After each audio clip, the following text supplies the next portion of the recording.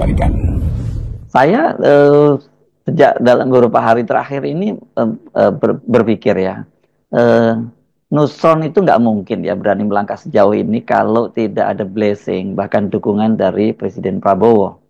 Sekarang timbul dugaan baru atau pertanyaan baru, mengapa Nusron akhirnya dengan kompetensi dia dan kapasitasnya sebagai menteri harus terus membuka kasus ini. Tentu karena bagi Nusron ini bukan sekedar karena ini adalah wilayah dia, tetapi harus terkait juga dengan keinginan publik untuk melihat di belakang kasus ini ada kepentingan apa, dan itu artinya semacam diizinkan atau bahkan didorong oleh Presiden Prabowo untuk membongkar kasus ini. Jadi Nusron akan jadi alat yang efektif dalam kedudukan dia sebagai menteri untuk membongkar kasus ini. Dan kalau kita baca versi publik menganggap bahwa di belakang ini ada unsur-unsur Mulyono, kira-kira begitu kan.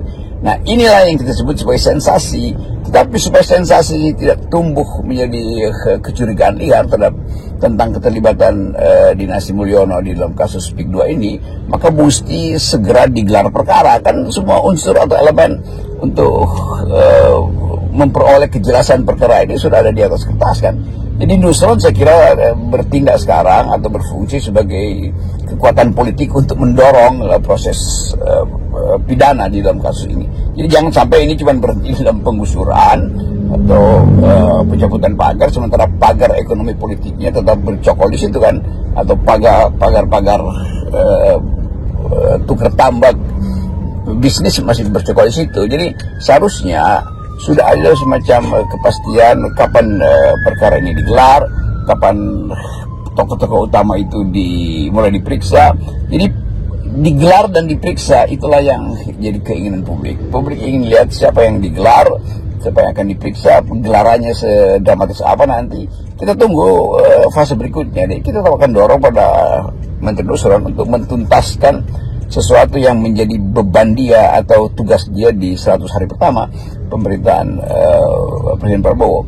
Nah, kalau ini berhasil, maka Nusron akan dapat semacam sebut aja penghargaan diam-diam dari publik bahwa ada menteri yang betul-betul berani untuk membongkar skandal-skandal ekonomi politik di era Mulyono. Jadi itu sebetulnya nilai politis dari kehadiran Nusron di dalam kasus ini. Dan kehadiran Pak Nusron sebagai menteri ada juga kehadiran atau keinginan atau mewakili keinginan untuk membuka banyak kasus yang lain di tempat yang lain dalam modus yang sama, yaitu keterlibatan antara pejabat dan pembuat kebijakan di suatu daerah, dan gratifikasi yang mungkin atau bahkan sogok yang disodorkan oleh para pebisnis di kasus-kasus yang lain.